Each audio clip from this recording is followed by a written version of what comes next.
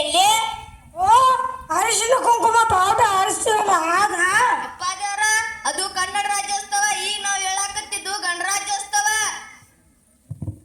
ಅವ್ವ ನಿಮಗೇನು ಕೆಲಸ ಇಲ್ಲ ಅಂತ ಕಾಣಾಕ್ತೈತಿ. ಹೋಗ್ರಿ ಹೋಗ್ರಿ, ಮನ್ಯಾಗ ಏನಾರ ಕೆಲಸ ಇದ್ರ ಮಾಡೋ ಹೋಗ್ರಿ. ಅಮ್ಮ ತಾಯಿ, ಅದೇ ನಮ್ಮ ಮನೆ ಹಬ್ಬ ಅಂತ ಹೇಳಿದೇನ. ನಮ್ಮ ದೇಶದ ಹಬ್ಬ ಐತಿ. ನಮ್ಮ ದೇಶದಾಗಿರೋ ಎಲ್ಲಾ ಜಾತಿ ಧರ್ಮಗಳು ಕೂಡ ಆಚರಿಸೋ ದೊಡ್ಡ ಹಬ್ಬನೇ ಇದೆ. ಸ್ವತಂತ್ರ ದಿನಾಚರಣೆ ತರನ ಗಣರಾಜ್ಯೋತ್ಸವ ನಮ್ಮ ರಾಷ್ಟ್ರೀಯ ಹಬ್ಬ. ಗೊತ್ತೇನೋ ನಿಂಗ? ನಾವೆಲ್ಲ ಒಗ್ಗಟ್ಟಿಂದ ಇರ್ಬೇಕಂತ ಮಾಡಾಕತ್ತಿರೋ ಹಬ್ಬ ಇದು. ಅಯ್ಯೋ ಅಪ್ಪ ನನ್ನ ಕೆಲಸ ಐತಿ, ನಾನು ಬಿಡ್ರಿ. ಇಲ್ಲ ಇಲ್ಲ ಬಿಡಂಗಿಲ್ಲ. ನೀನು ನಮ್ಮಂಗ ಸಣ್ಣಕ್ಕಿದ್ದ ಗಣ್ಣಿಮ್ಮ ಶಾಲ್ಯಾಗ ಇಂಥದ್ದೇನು ಮಾಡತ್ತಿರ್ಲಿಲ್ಲೇನ? ಓ ಈಗ ನೆನಪಾಯ್ತು, ಶಾಲ್ಯಾಗೆಲ್ಲ ಚಾಕ್ಲೇಟ್ ಕೊಡ್ತಿದ್ರಲ್ಲ ಅದಾ? ಅದೇನಂತ ನಂಗೂ ಬಿಡಿಸಿ ಹೇಳ್ರಪ್ಪ, ನಂಗೂ ಸ್ವಲ್ಪ ಗೊತ್ತಾಗ್ಲಿ. ಹಾ ಹೇಳ್ತೀನಿ ಕೇಳಪ್ಪ. ಭಾರತಕ್ಕೆ 1947 ಆಗಸ್ಟ್ 15ಕ್ಕೆ ಸ್ವಾತಂತ್ರ್ಯ ಬಂತ. ಅದಾದ್ಮೇಲೆ ನಮ್ಮ ದೇಶ ನಡ್ಸಕ ಒಂದು ಕಾನೂನು ಬೇಕಾಗಿತ್ತು. ಅದಕ್ಕ ಪುಸ್ತಕ ಬರೆಯಾಕ ಅಂಬೇಡ್ಕರ್ ಅವರ ನೇತೃತ್ವದಾಗ ಒಂದು ಕಮಿಟಿ ರಚನೆ ಮಾಡಿದ್ರು. ಗೊತ್ತೇನೋ ನಿಂಗ? ಆ ಪುಸ್ತಕ ಯಾವ್ದು ಗೊತ್ತೇನೋ ನಿಂಗ? ಅದು ಬೇರೆ ಯಾವುದು ಅಲ್ಲ, ನಮ್ಮ ಭಾರತ ದೇಶದ ಹೆಮ್ಮೆ ಭಾರತ ಸಂವಿಧಾನ. ಗೊತ್ತೇನೋ ನಿಂಗ? ಅದನ್ನ ಎಷ್ಟು ಕಷ್ಟಪಟ್ಟು ಬರ್ದಾರ ಅಂತ ಗೊತ್ತೇನೋ ನಿಂಗ? ಅಯ್ಯೋ ಅಪ್ಪ ನಂದು ಆತ್ಮ ಸತೈತ ಅಂತ ಬಿಡ್ರಪ್ಪ. ಏ ಪಾಪ ಹೊಟ್ಟೆ ಸತೈತೆ ಅಂತ ಹೋಲ್ಬಿಡ್ರಪ್ಪ. ಅದೆಲ್ಲ ಬೇಡ್ರಿ. ನೀವೇನೋ ಭಾರತದ ಸಂವಿಧಾನ ಪುಸ್ತಕ ಅಂತಿದ್ರಲ್ಲ, ಮುಂದೇನಾಯ್ತು?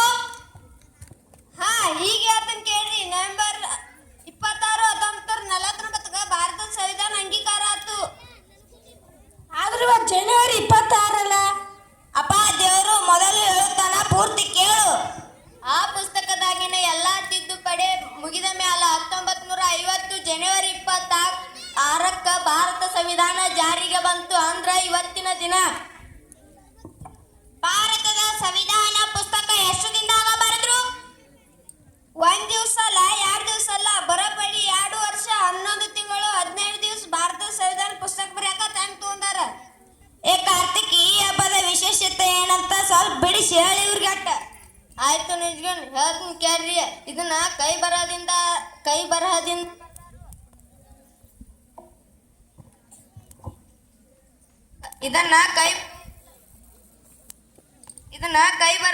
ಬರೆದಾರು. ಪ್ರಪಂಚದ ಅತಿ ಉದ್ದವಾದ ಸಂವಿಧಾನ. ಗೊತ್ತೇನು ನಿಂಗ? 1.46 ಲಕ್ಷ ಪದಗಳು ಈ ಸಂವಿಧಾನದಾಗ ಅದಾವು. ಅವಾಗಿನ ಕಾಲದಾಗೆಲ್ಲ ಇದನ್ನ ಬರ್ಯಾಕ ಎಷ್ಟು ಖರ್ಚಾಗಿತ್ತು ಗೊತ್ತೇನ? 54 ಲಕ್ಷ ರೂಪಾಯಿ. ಆದ್ರೂ ಸಾವಿರಾರು ವರ್ಷ ಆದ್ರೂ ಒಂದು ಹುಳಾನು ಆ ಪುಸ್ತಕಕ್ಕೆ ಹತ್ತಂಗಿಲ್ಲ. ಗೊತ್ತೇನೋ ನಿಂಗ? ಇದರ ತೂಕ ಎಷ್ಟಂತ ಗೊತ್ತೇನು ನಿಂಗ? ಎಷ್ಟು ಇರ್ಬಹುದು? ಬಹಳ ಆದ್ರೆ ಒಂದ್ ಅರ್ಧ ಕಿಲೋ ಇರ್ಬಹುದು.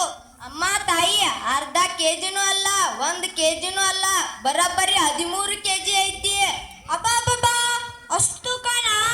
ಬೇರೆ ಬೇರೆ ದೇಶದಿಂದ ಸಾಕಷ್ಟು ವಿಷಯಗಳನ್ನು ನಮ್ಮ ಸಂವಿಧಾನದೊಳಗೆ ಅಳವಡಿಸಿಕೊಂಡಾರ. ಹೌದು ಹೌದು, ಬ್ರಿಟನ್ನಿಂದ ಸಂಸದೀಯ ಸ್ವರೂಪ, ಅಮೆರಿಕಾದಿಂದ ಮೂಲಭೂತ ಹಕ್ಕುಗಳು, ಐರ್ಲೆಂಡ್ನಿಂದ ರಾಜ್ಯ ನೀತಿ ನಿರ್ದೇಶಕ ತತ್ವಗಳು, ಫ್ರಾನ್ಸ್ನಿಂದ ಸ್ವಾತಂತ್ರ್ಯ, ಸಮಾನತೆ ಮತ್ತು ಭಾತೃತ್ವ ಎಂಬ ಪದಗಳು, ಜರ್ಮನಿಯಿಂದ ತುರ್ತು ಪರಿಸ್ಥಿತಿಯ ಏರ್ಪಾಡು. ಈ ಸಂವಿಧಾನ ಇಡೀ ಸಾರಾಂಶವನ್ನ ಬರೀ ಭಾರತದ ಪ್ರಸ್ತಾವನೆನೇ ಹೇಳ್ತೈತಿ. ಭಾರತದ ಸಂವಿಧಾನ ಪ್ರಸ್ತಾವನೆ ಎಂದರೇನು? ಅಷ್ಟು ಗೊತ್ತಿಲ್ಲ ನಿಂಗ? ನಂಗೂ ಗೊತ್ತಿಲ್ಲ, ನಿಜಗೂ ಹೇಳ್ತಾನೆ ಕೇಳ್ಕೊ. ಭಾರತದ ಪ್ರಜೆಗಳಾದ ನಾವು ಒಂದು ಸಾರ್ವಭೌಮ ಸಮಾಜವಾದಿ ಜಾತ್ಯತೀತ ಪ್ರಜಾಸತ್ತಾತ್ಮಕ ಗಣರಾಜ್ಯವಾಗಿ ರೂಪಿಸುವುದಕ್ಕಾಗಿ ಭಾರತದ ಎಲ್ಲ ನಾಗರಿಕರಿಗೆ ಸಾಮಾಜಿಕ, ಆರ್ಥಿಕ, ರಾಜಕೀಯ, ನ್ಯಾಯ, ವಿಚಾರ, ಅಭಿವೃದ್ಧಿ, ನಂಬಿಕೆ ಮತ್ತು ಉಪಾಸನೆಯ ಸ್ವಾತಂತ್ರ್ಯ ಜೊತೆಗೆ ಸ್ಥಾನ, ಮಾನ, ಅವಕಾಶಗಳ ಸಮತೆ ದೊರೆಯುವಂತೆ ಮಾಡುವ ವ್ಯಕ್ತಿ ಗೌರವ, ದೇಶದ ಏಕತೆ, ಸಮಗ್ರತೆಗಾಗಿ ಎಲ್ಲರಲ್ಲಿ ಭಾತೃತ್ವ ಭಾವನೆ ಮೂಡಿಸುವ ದೃಢ ಸಂಕಲ್ಪ ಮಾಡಿ ನಮ್ಮ ಸಂವಿಧಾನ ಸಭೆಯಲ್ಲಿ 1949 ನವೆಂಬರ್ 26ನೇ ದಿನದಂದು ಈ ಸಂವಿಧಾನ ನಮಗೆ ನಾವೇ ಅರ್ಪಿಸಿಕೊಂಡು ಅಂಗೀಕರಿಸಿ ಶಾಸನವಾಗಿ ವಿಧಿಸಿಕೊಂಡಿದ್ದೇವೆ ಅಂತ ಪ್ರಸ್ತಾವನೆ ಒಳಗ ಬರೆದಾರ. ಇಷ್ಟೆಲ್ಲ ವಿಷಯ ವಿಶೇಷತೆ ನಮ್ಮ ದೇಶದ ಸಂವಿಧಾನ ಪುಸ್ತಕದಾಗ ಐತಂತ ನಮಗೆ ಗೊತ್ತೇ